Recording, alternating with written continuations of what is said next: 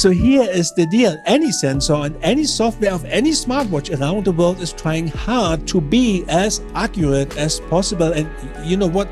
That is good for us consumers. And now in this instance, the Galaxy Watch 4 just received, and we're talking about half an hour ago, just received the latest update, software update for the beta version of One UI Watch. Lo and behold, amongst other improvements, it states the following. Number 1, improving performance of automatic detection, improving wearing detection accuracy. That's what we're going to talk about, accuracy, improving recognition rate of wrist up when bicycle exercise. And yes, of course, before you ask, I will feature the entire changelog later on. Now here is what we did. Well, hang on.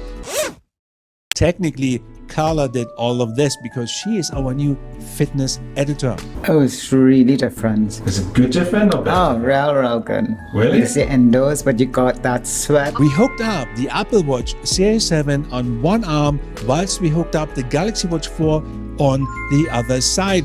And then we started the cycling program manually for the Galaxy Watch 4 when using the Peloton bike. We did everything automatically with the Apple Watch Series 7 and the Peloton Up. We know that the Peloton bike and Apple, they have a collaboration going on, so everything should work seamlessly, right? Our goal here really is to find out if there are any differences in terms of statistics. And we're talking about heart rate, calories, and so on. You get my drift. Felt those calories burned from that lovely ice cream I ate last night. So looking at the average heart rate for a 30 minutes workout is really quite impressive and on par with each other.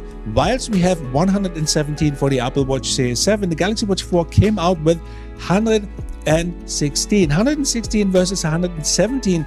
That is actually really good and more than acceptable. But one difference you will notice, and that is the maximum heart rate. So have a look. Let's have a look here.